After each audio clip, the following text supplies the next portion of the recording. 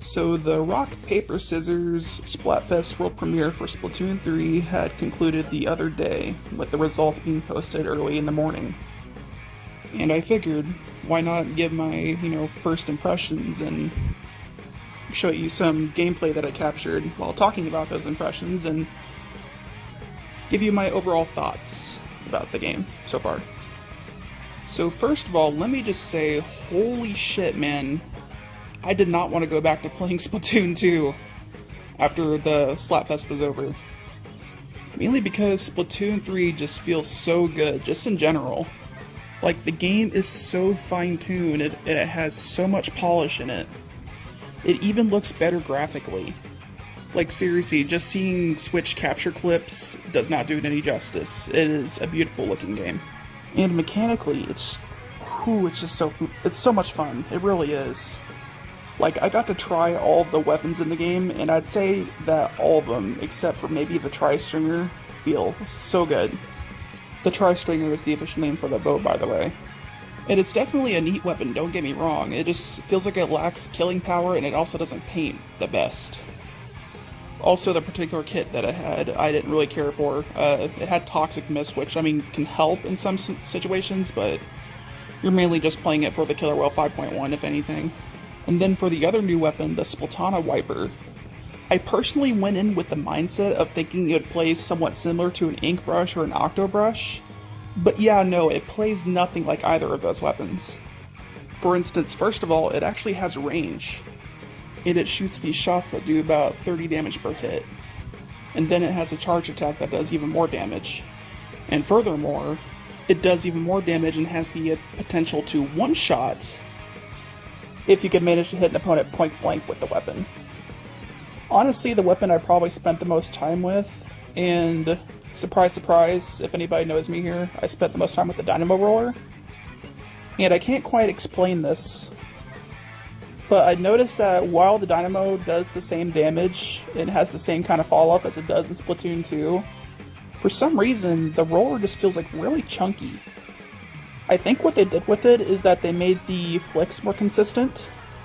So whenever you flick the roller, the ink comes out in the same pattern every single time. And also whenever you actually roll with the Dynamo Roller, they made the trail that it leaves behind way bigger. The kit for it's pretty interesting too. It's a little reminiscent of the first game, but that's purely because it has the Sprinkler as a sub-weapon. But instead of the Echolocator that it had in the first game, it has the Tacticooler.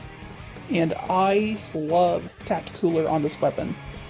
Like, you deploy the fridge, and then you feel the effects from it immediately whenever you take one of the drinks. Because the Dynamo itself is naturally a slow weapon, and your run speed's slow and your swim speed is slow as well. But whenever you're under the effects of the Tacticooler, you receive a great increase of all of your mobility, increased shot RNG whenever jumping, and about a 1 to 2 second respawn whenever you get splatted while under these effects. But I'm going to go ahead and call it here that Tacticooler is probably going to be one of the most heavily used specials in the competitive meta. It is a god tier support special.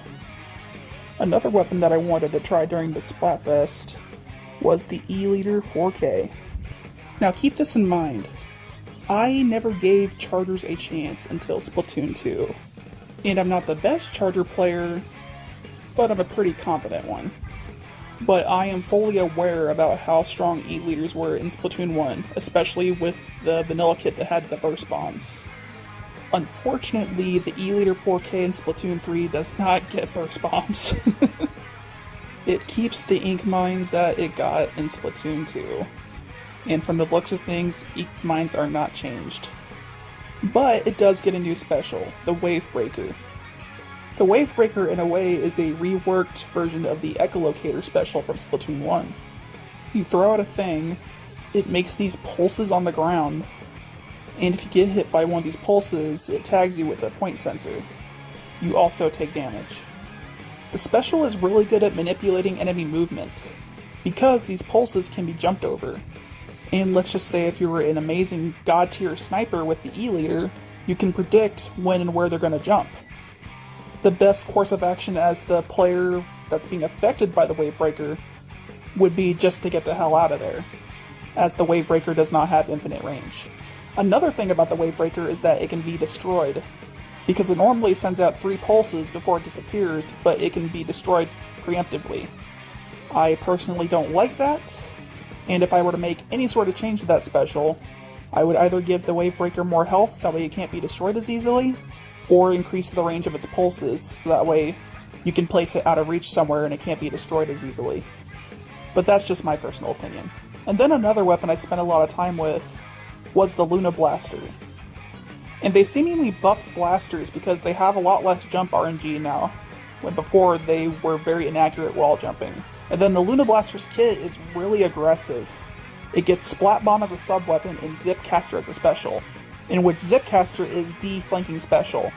You're able to use it and access places on the map that are normally inaccessible on the other team. You can use this to get into enemy bases or up on sniper perches. It does take a lot of muscle memory to learn though, that's something I learned while playing this special. Anyway, as for my final thoughts, I am super hyped and excited for this game. I can't wait till it launches. I can't wait to see alternate weapon kits. And I'm already calling it now. Gold Dynamo Roller is going to get Splat Bomb and either Triple Ink Strike or Booyah Bomb to replicate the kit that it had in the first game. See you guys next time.